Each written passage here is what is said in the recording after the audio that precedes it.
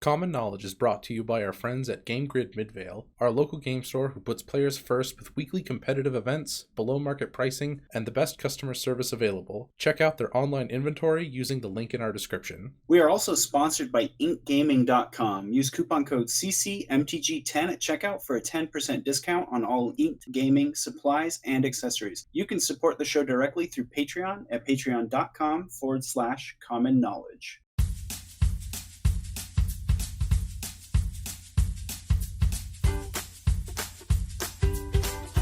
This is the Common Knowledge Podcast.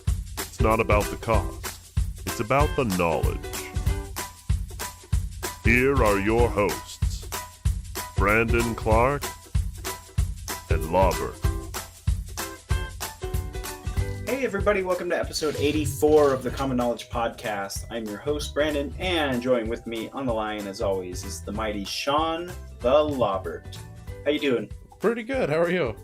Good. It's been a really long week, but I took a day off from school on Wednesday and stayed home and got caught up on all the homework I was behind on.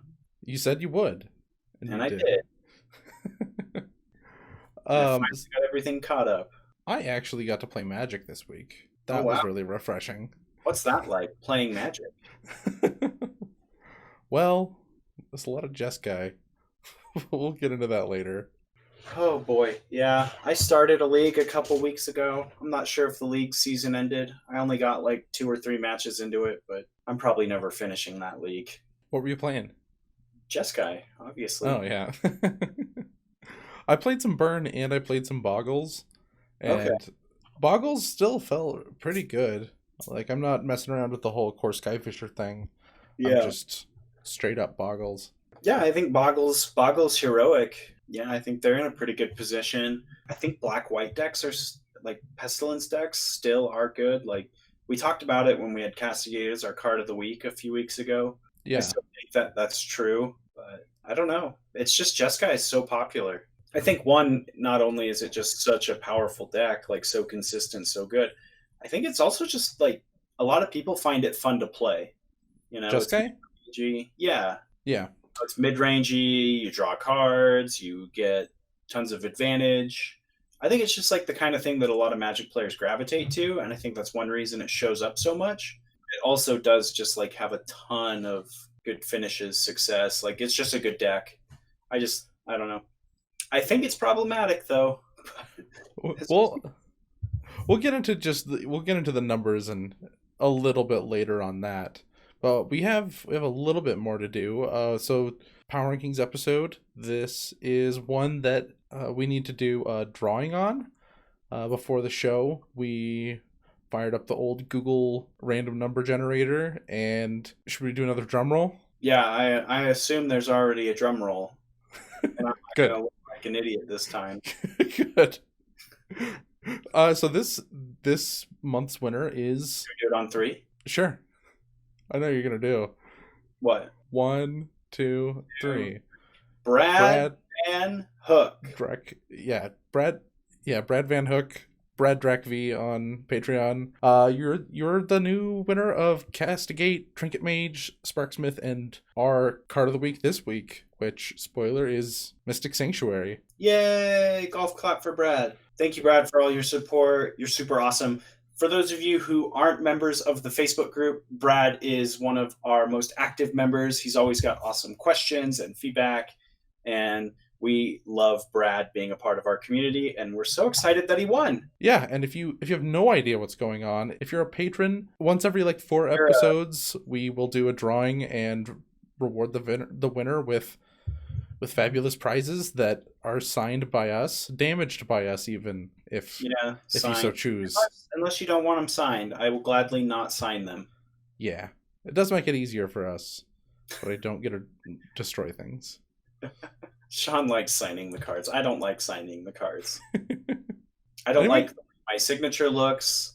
I don't think I'm noteworthy enough to be signing people's cards. But if it's what people want, then it's what I'll do. You fake it till you make it. You act like you're a big shot, and then people might treat you like one. That's the trick. Oh, man. Okay. Well, let's just go to card of the week. Card of the week. I chose this one. I think we're pretty much in agreement, though. It's Yeah. Mystic Sanctuary. Mystic Sanctuary is a land island. It can tap for a blue, of course, because it's an island, and it says Mystic Sanctuary enters the battlefield tapped unless you control 3 or more other islands. When Mystic Sanctuary enters the battlefield untapped, you may put target instant or sorcery card from your graveyard on top of your library. When I posted the episode up on Twitter when we did the set review, I caveated it with my list probably should have been different. We recorded that episode like way early after that set had been spoiled, so we were just going off of our own intuition, and we wanted to move this card up. I think it turned out though that sorry, go ahead. Like third on our list or something. Yeah, it was third. I think it probably should have been first or second. It might have been even fourth. We might have put Witch's Cottage above it. Oh, we might have. I hope we did. I'm actually not unpleased with how our list went, because I think it was Thrill of Possibility, Mantle of Tides, Witch's Cottage, Mystic Sanctuary, and then the Wirewood. It's the 2 for 1. Anyway, I've seen a fair bit of Mantle of Tides. Like more, like I kind of chickened out and was like, oh no, it's just going to be Mystic Sanctuaries. But I've seen both. And when I've seen Mantle of Tides, it's been pretty cool. Like, it's just moving around pretty easily. They're doing other stuff. Like, it's the ultimate tempo card. Anyway, Mystic Sanctuary, though, back on topic, is also going in Mono Blue Delver. People are trying both of them out. And it's a really cool combo with Deprive. Yeah, Deprive is like one of the many things this card synergizes with. So basically, like, we kind of just completely missed this interaction, I think. At least I did. I hadn't thought of this interaction. And it's stupid powerful. So basically, Deprive is blue, counter target spell, but as an additional cost to cast, you have to return a land to your hand. So then after that happens, state-based actions, they send your Deprive to the graveyard, right? Yeah. Your Mystic Sanctuary in your hand, right? Do you guys see where I'm going with this? Do you all see what's happening here? So let's play it out. You play the Mystic Sanctuary as your land for turn, and you put the Deprive on top of your library, and then you draw the Deprive again, and then you have Deprive. And it's almost just a soft lock. It's really hard for your opponents to play around. If you get them down to where they have like no cards in hand and are top decking, and they know you have that Deprive, that means your opponent's going to have to play multiple turns of just nothing so that they can try to beat that Deprive. And that's going to give you plenty of time to draw more counterspells, apply more threats to the board, play that Mystic Sanctuary down again, get another spell back on top. You just have all this time to start setting things up, and it makes it really hard to get out from under. Yeah, in terms of specifically Mono Blue Delver, this is a cheap interaction. Like, Mystic Sanctuary is not costing any more mana. In fact, it comes in untapped when you're doing this. And Deprive is only 2 mana, so if you get ahead at all, this is all you want to be doing is just like, okay, every time you try to do something, I get to choose if you do it, one, and you can counter multiple things in a turn, and they have to like double spell every time to even get anything through. That soft lock, I think, is ultra powerful. But again, as an island, like, it also just has a lot of other synergies with cards like Spire Golem, counting towards that. It's a pretty good card. Yeah, I think the reason we kind of slept on it a little bit in our set review was because it having the basic land type island isn't as relevant in Pauper as it is in other formats. In other formats, it's fetchable with, you know, your fetch lands or whatever, your Flooded Strands, your Polluted Deltas, go and grab this. Mm-hmm. That doesn't really apply here since you can't actually fetch this with any of our fetch lands. We have Evolving Wilds, Ash Barrens, etc. This card still is a non-basic land, so it having the land type is almost irrelevant with the exception of Spire Golem. Mm-hmm. Maybe a few other things. You talked about a few the other ones, like the green one can synergize with Curian Ranger, stuff like that. But yeah, the other one's fire, the red one's Fire Blast and stuff. Yeah, all of them are good. But I do think we kind of slept on like the Deprive combo, and really just how powerful it is to have this free form, rebuy a thing, rebuy a spell. It's just kind of taking slots where normally late game this would be a terrible top deck if you just drew an island and instead you drew Mystic Sanctuary, and it means that you're going to have a relevant spell like guaranteed the next turn. Yeah, and that feeds into like the incremental advantage you're trying to get with that deck of, yeah, you're not getting a card up. You're not a card up because it doesn't give you it doesn't put the card in your hand, but it's ensuring that the card on top of your library is just a little bit more valuable than your opponent's. Should You we good move on this? Yeah. Yeah. Main topic. All right, power rankings time. Cool. So we are a little bit late with this, just because we had the set review. By the time listeners hear this, it's almost going to be time for October power rankings, but that's okay. Still relevant information that we want to get out to your ear holes. So I guess no beating around the bush. Number 1, Jeskai, Ephemerate, Astrolabe, Core Skyfisher, Muldrifter, Archaeomancer deck. Yeah. So this month had 5 weeks in it. There were 4 challenges, and the playoff also took place. So I included the playoff into these numbers. So all of that included 5 weeks of results. Jeskai had 122 points.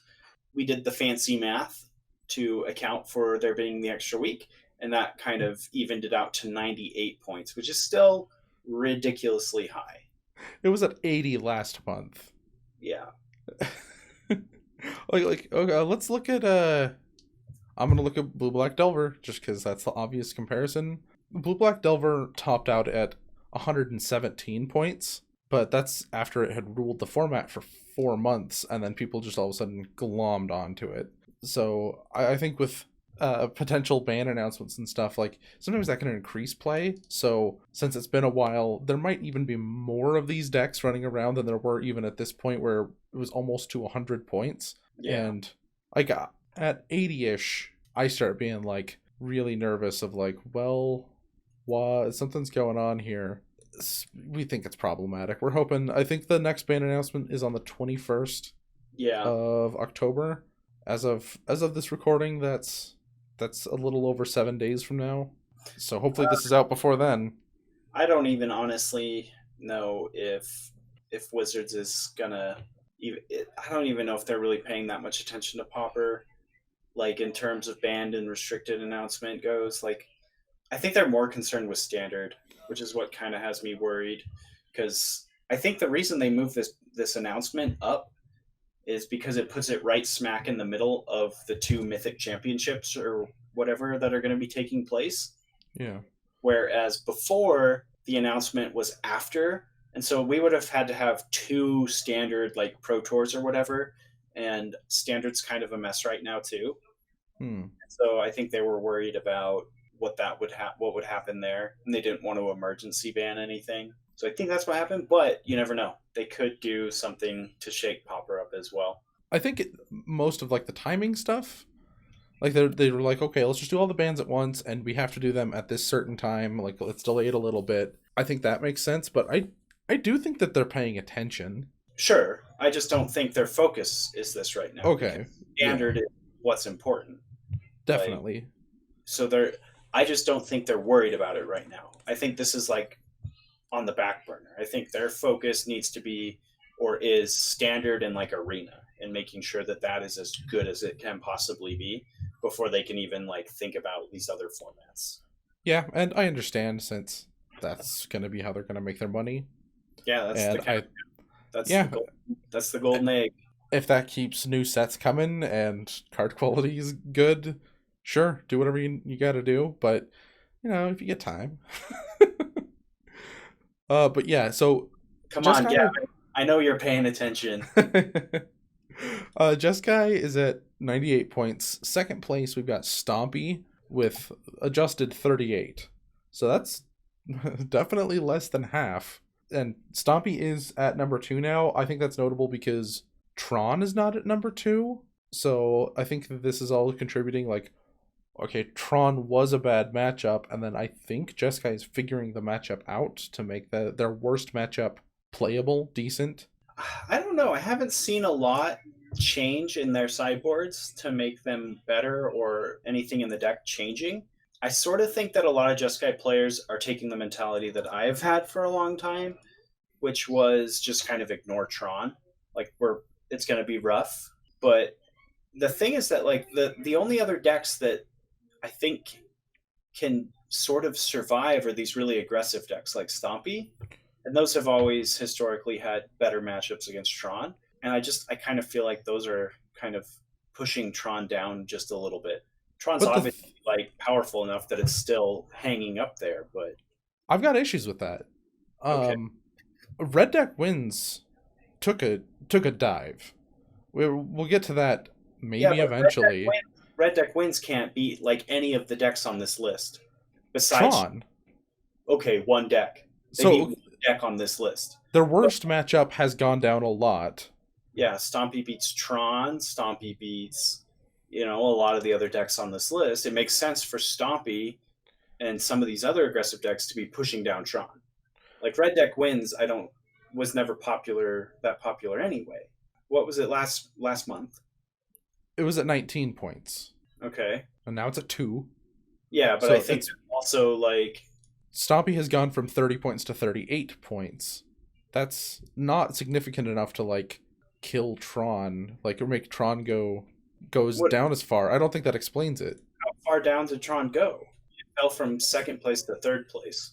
It went from 38 to 29. I think that dive, that dip is significant. Its meta share got eaten up by Jeskai. I think Jeskai's just eating everyone's meta share, and I just have to think that. I mean, this is complete speculation, so like I just haven't seen anything different out of the Jeskai decks that would make a difference for the matchup. I looking at deck lists, there's nothing that I go, oh, that makes sense. That looks like Tron tech or whatever, or this helps in the Tron matchup. Like nothing's changing, everything's still the same as it was a month ago. Yeah, but people have more experience with that Jeskai deck. Like that's what I'm talking about. I don't think that it's a card choice thing. It might just be they know what to do more Against Tron better. Is that really weird, or do you think I'm off? I think you do think I'm off on my assessment there. I don't know if I believe that's a factor because the Tron players, aren't they also figuring out the Jeskai matchup too? Like, are the Tron players just sitting there with their thumbs in their mouth, not learning anything? Like, I have to assume that if the Jeskai players are getting better at playing against Tron, like, aren't the Tron players getting better at playing against Jeskai? I just think there's more room to improve there. Yeah, okay, that makes a little sense. I don't know. We'll continue trying to figure that out as we go down this list, though. It could also just been a weird month. I don't know. Tron could just easily be on top next time. I think that of the two decks, in our top three, Stompy and Tron, those are. Well, I'm not going to say that anymore because now I'm looking at 5th and 6th place. But Stompy and Tron, I think, have just the most solid matchups across the board. Like Tron is favorable against Jeskai. It's a little unfavored against Stompy. But Tron is, I believe, favored against almost everything else on this list, or close to 50-50. Stompy is a little favored against Tron, unfavorable against Jeskai, and then I believe it's similarly favored against most of the other decks on this list. So I think it makes sense that these decks are where they are. Yeah, I do too. I don't know. The one that surprises me the most, however, is our 4th place deck, which is Elves on 21 points. Yeah, I mean, I'm going to just take a look back, because that's what I'll do. It was 0. Last month it was 0. I don't know. Elves doesn't have a good Tron matchup. It's really hard for Elves to get out from under Tron locks, or to go fast enough to beat them. I think they can do it. It's just difficult.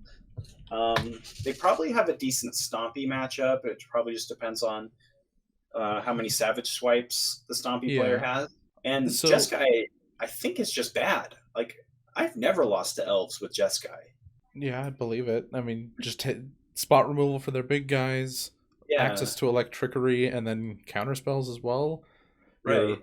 Your mode of winning is flying. Elves' secondary win condition of mediocre mid-range beatdown is also just out the door against the core Skyfisher, Jeskai, or Seeker of the Way deck. It's just I played some close games against Elves where it's just they resolved a big lead the Stampede and Winding Way, and it's kind of hard to slog through. But even then, you keep up with them so well. thinking about it, I think the major difference here is a lot of Elves players are putting Distant Melody back in their deck. I was actually And just that's Googling yeah, that. I was like, I haven't looked that's at the lists. that's one thing I've noticed. A lot of people are playing 14 spells. So like there'll be like 2 Distant Melodies, 4 Winding Way, 4 Lead the Stampede, 4 Land Grant. Oh, you're including land grant in there. Okay. Yeah. Which I think that's a lot when you're trying to hit off Winding Way. I personally feel like you need to not have Winding Way in your deck if you're going to have Distant Melody and just kind of be more all in on that plan. But I don't know. I haven't done a lot of testing with Elves recently. Yeah, I was actually just playing with Turtle, and I was telling him to put Distant Melodies back in his deck. I'm considering buying him Winding Ways just as like an option, because I don't think that they should go in his deck right now. It's possible that they should. Yeah, maybe some number of them in conjunction with Distant Melody. I don't know. It just seems like weird to me. Like if I wanted Winding Way in my deck, I want as many creature hits off of it as possible. So having like Land Grant in your deck also, I think, makes Winding Way really awkward. Well, those are land slots that you cut for land grant. I don't think that. Yeah, you can't hit them off Winding Way. Winding Way can hit land. Well, you never name land on it. I don't think that's true at all. Really? Yeah. Huh. It's definitely like fringe case, but like it's just a mode on Winding Way. I think the deck thinning is going to be more relevant most of the time. I'm sure it is, but it's still awkward. And I still don't think you should have Winding Way in your deck. I agree that you shouldn't have Winding Way in your deck. I like land grant though. Anyway, I like Land Grant too. I'm not saying don't play Land Grant. okay. I'm just advocating all the reasons why you shouldn't play Winding Way. Yeah. Like it's just awkward when you have all these spells in your deck taking away creature and land slots that make Winding Way awkward. Turtle asked, like, well, shouldn't I just play Winding Way over Lead the Stampede, since it's 2/3 the mana, but you're getting 4/5 of the effect? Like, that's a good ratio.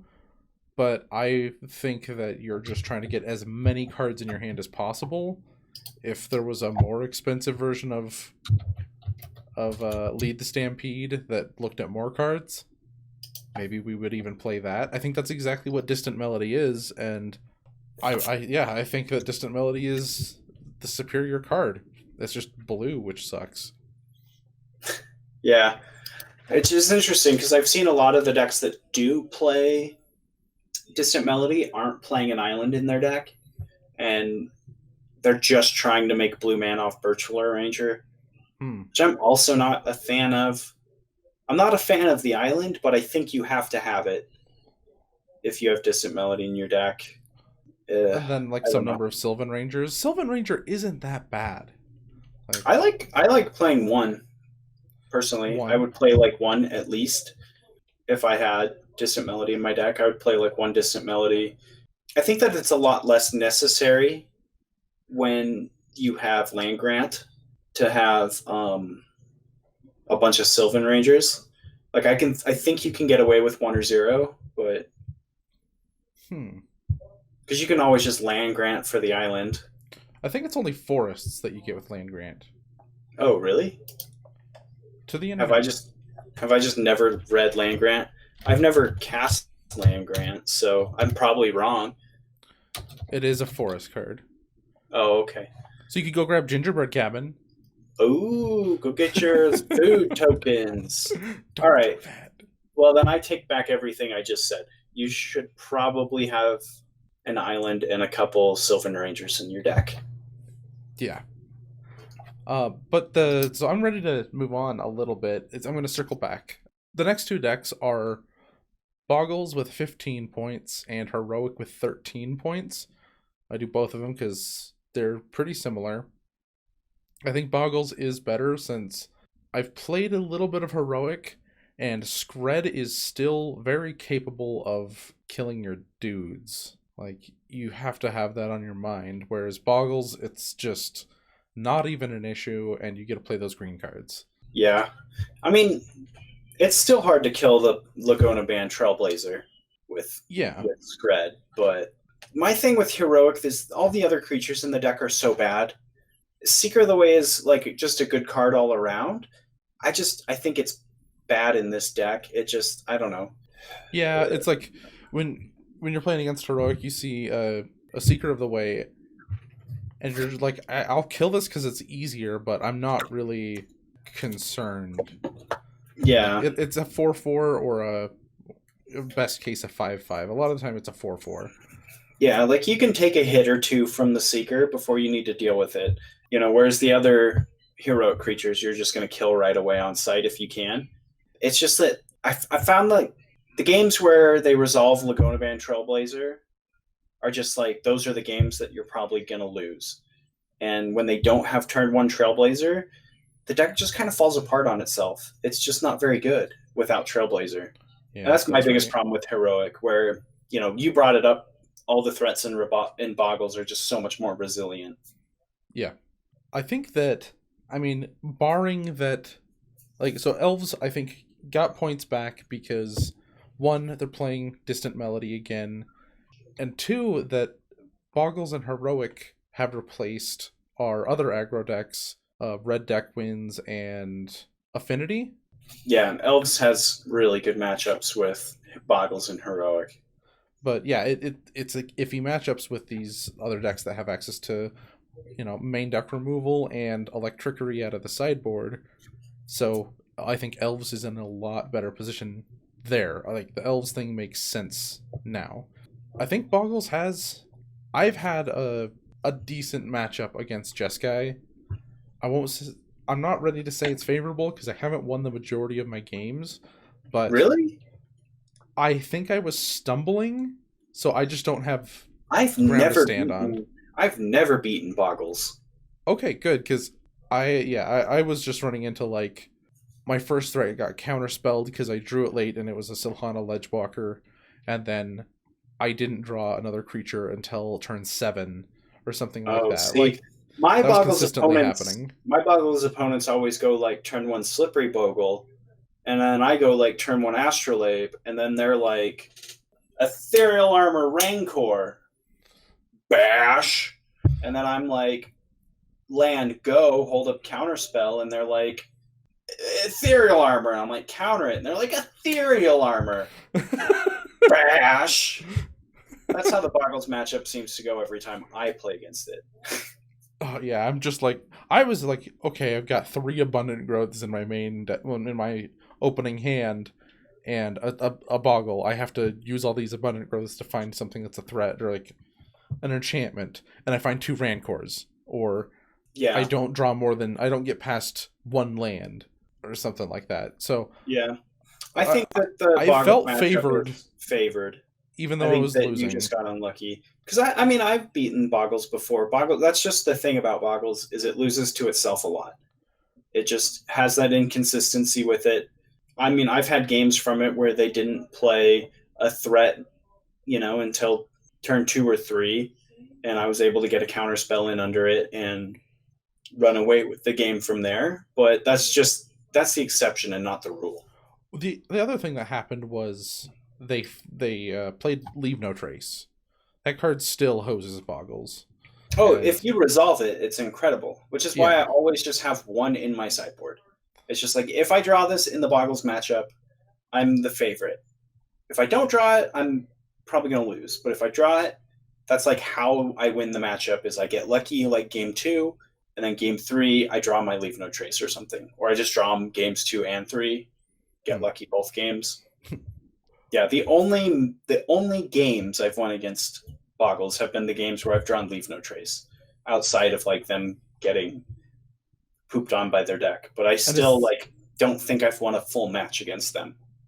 Is that standard for people to run that now? I think it should be. I haven't paid attention to sideboards specifically, but if they're not, they should be. And look out. Yeah, I think especially now with how Boggles seems to be on the up and up, as well as Heroic.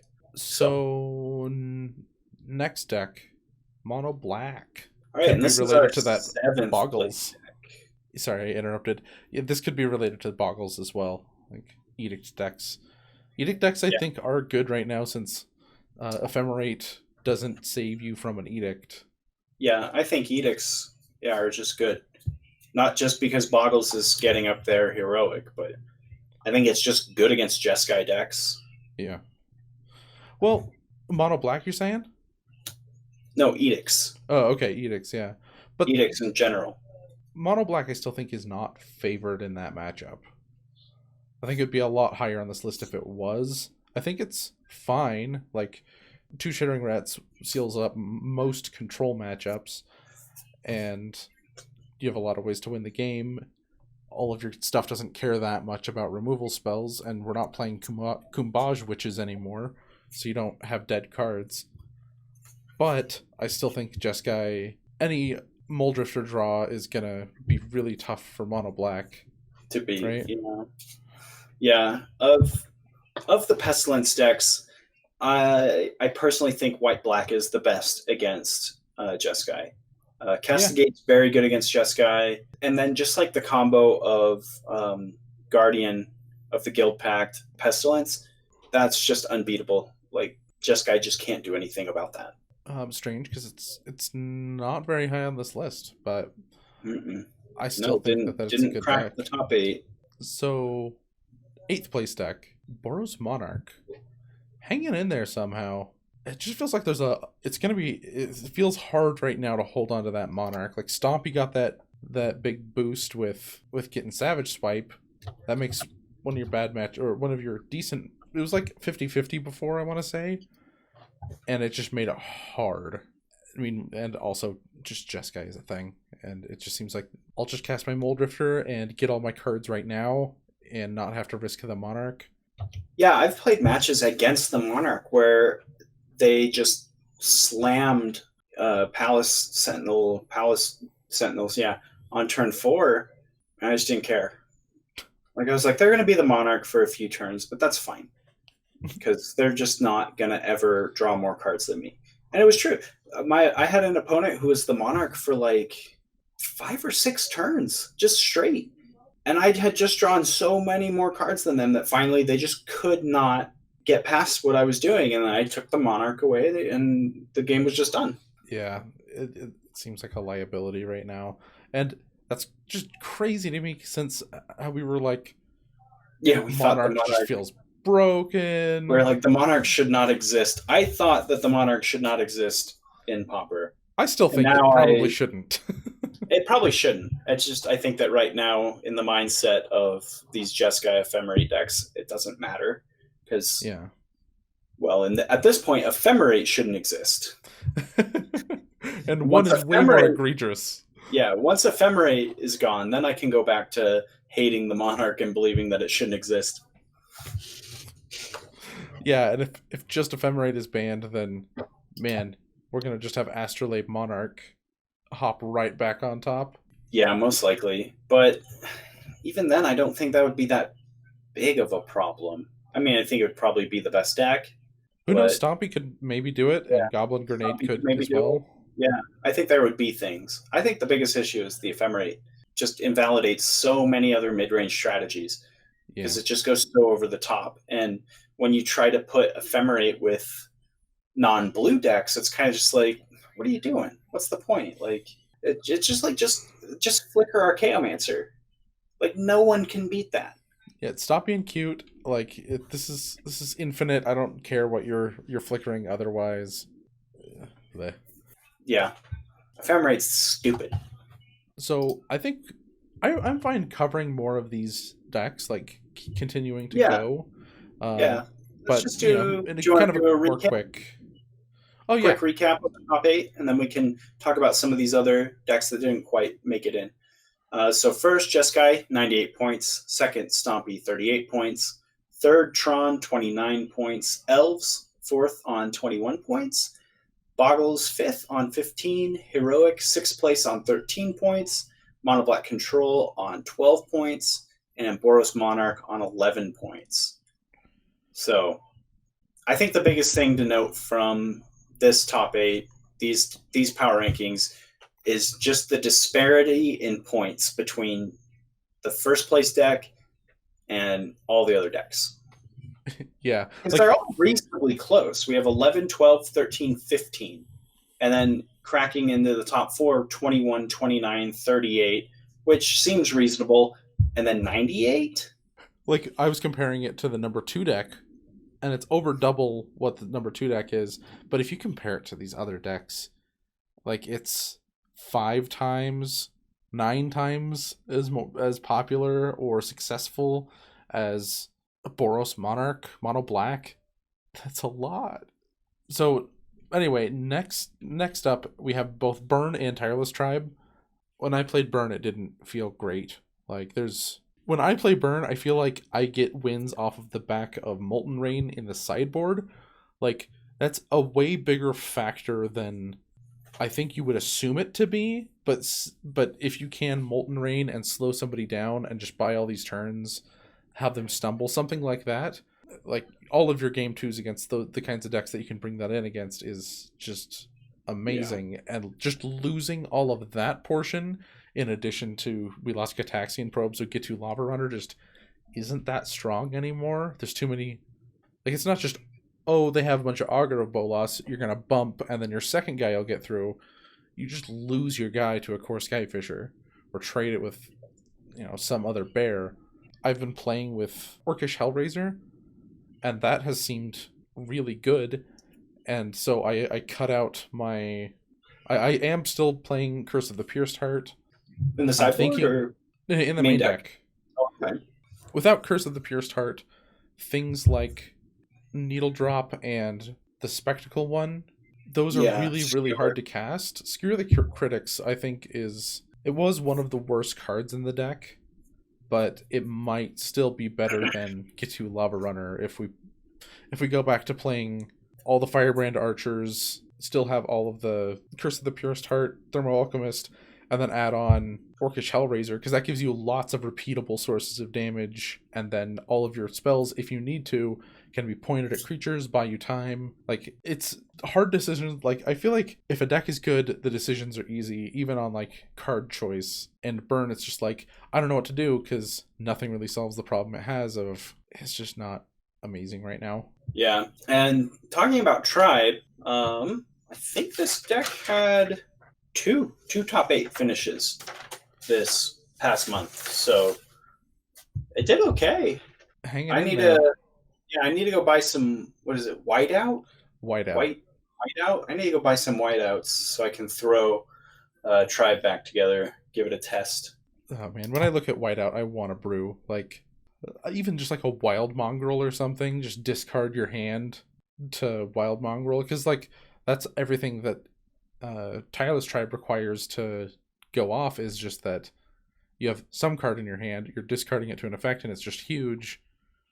I don't know, like, I really like the idea, and I'm kind of glad that Tribe survived. Yeah, me too. It's definitely not something I would have figured out. But yeah. I'm glad that there are some smart players out there that could. Combo players, man. Combo brewers. Props. Right. So, some other decks on this list. So we've got Affinity came in at 6 points. White-Black Pestilence came in at 6 points. Which maybe this is just like a testament to White-Black being worse against, like, Stompy, maybe? Maybe just, like, struggling more than Mono-Black there. Just with, like, mana inconsistencies. Maybe, I don't know. I'm just trying to guess. Boggles and Heroic, I don't think, are stellar matchups. Like, yeah. It's just a little too fast when all of your lands come in tapped.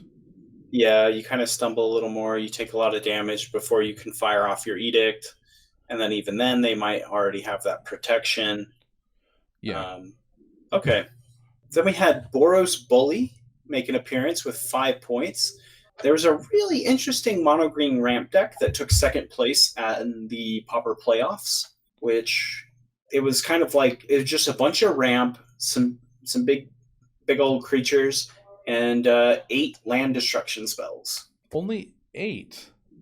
Yep, 4 Acid Moss, 4 Thermokarst. Huh. I'm going to have to look that deck up.